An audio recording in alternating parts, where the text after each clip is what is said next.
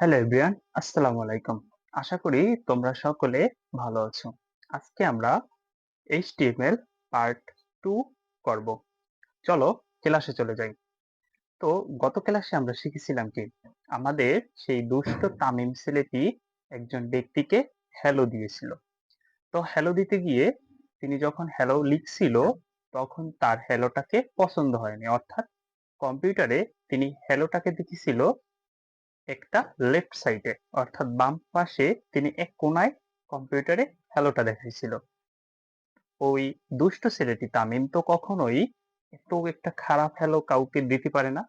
তো ওই হ্যালোটা সুন্দরভাবে প্রদর্শন করার জন্য আমাদের সেই দুষ্ট তামিম, দুষ্ট এবং ভদ্র তামিম ওই হ্যালোটাকে চাচ্ছে মাঝখানে বসাতে, অর্থাৎ মধ্য বরাবর দেখাবে স্ক্রিনে। তাহলে দেখো, আমরা কালকে একটা কম্পিউটারে ফার্স্ট একটা HTML ফরম্যাট শিখেছিলাম। সে ফরম্যাটটা একটু লিখে নিই। আমরা লিখছিলাম কি প্রথমে ডক টাইপ। তাহলে ডক টাইপ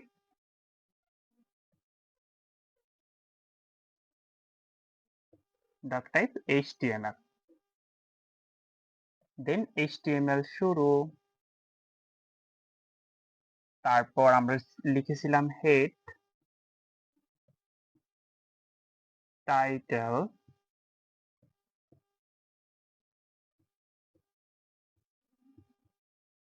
আমরা একটা লিখে নিলাম ব্লক, টাইটেল শেষ, দেন হেড শেষ। তারপর আমরা শিখছিলাম কি এখানে বডি দিতে হয়, বডি শুরু, বডি শেষ, দেন HTML শেষ। এবার আমাদের এই HTML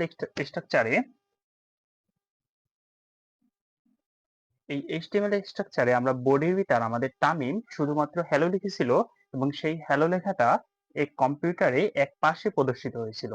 তো আমাদের তামিম চাচ্ছে কম্পিউটারে সেই লেখাটা, মনে করো এই লেখাটা এখানে হ্যালো লেখা উঠছিল। তো তামিম চাচ্ছে এই হ্যালো লেখাটা এই মধ্য বরাবর থাকবে এবং সেই হ্যালো লেখাটায় একটা কালার থাকবে, অর্থাৎ এই হ্যালো লেখাটা মাঝখানে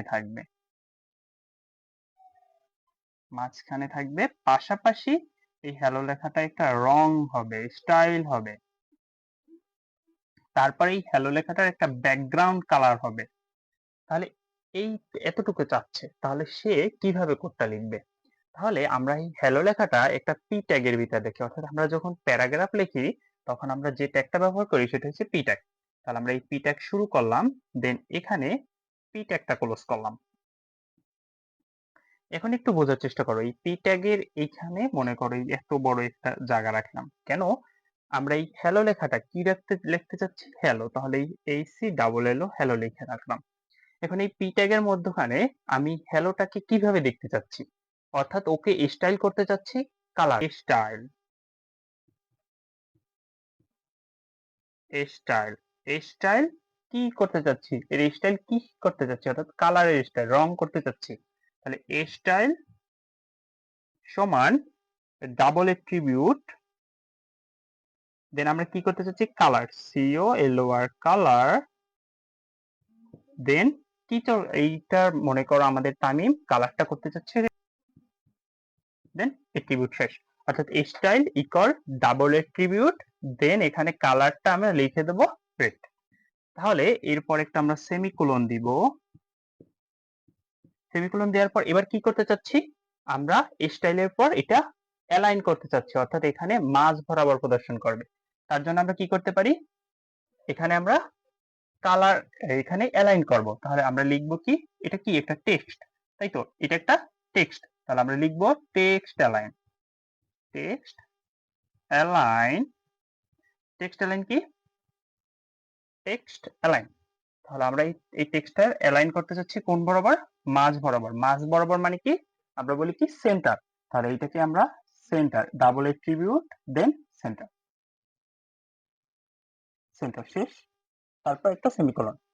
এবার দেখো আমরা টেক্সটটাকে অ্যালাইন করছি এবং স্টাইলও করছি। এবার আমরা চাচ্ছি কি ব্যাকগ্রাউন্ড কালার দিতে, অর্থাৎ এই হ্যালো লেখাটার পিছে অর্থাৎ এই টোটাল ব্লট করে একটা কালার থাকবে, তাহলে আমরা সেইটাকে কি লিখবো? Background colour. তাহলে গ্রাউন্ড কালার,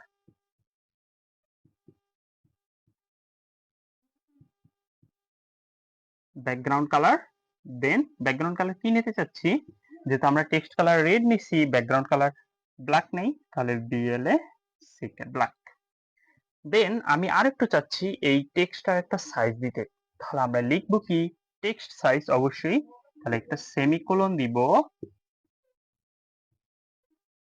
টেক্সট সাইজ,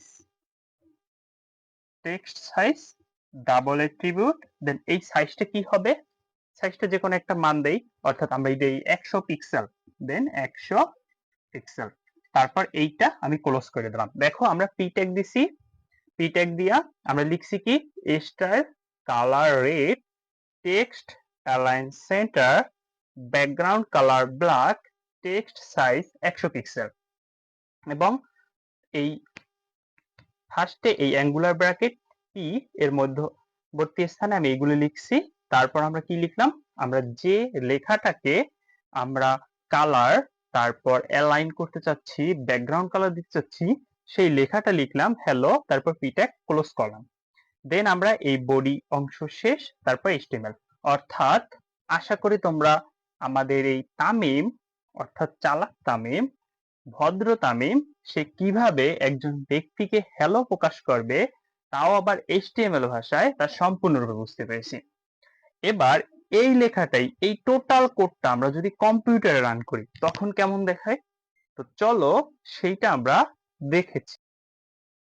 আমরা যে তামিম যে কোডটা লিখেছিল বোর্ডে, তো তামিম একজন ব্যক্তিকে যেভাবে হ্যালো প্রদর্শন করবে, সেই হ্যালো প্রদর্শন করার কম্পিউটারে যদি আমরা সেই কোডটা রান করি, তাহলে দেখো হ্যালোটা এরকম উঠবে এবং সেটা মাঝ বরাবর হয়েছে, হ্যালো কালারটা রেড হয়েছে, তারপর ব্যাকগ্রাউন্ড কালার ব্ল্যাক হয়েছে।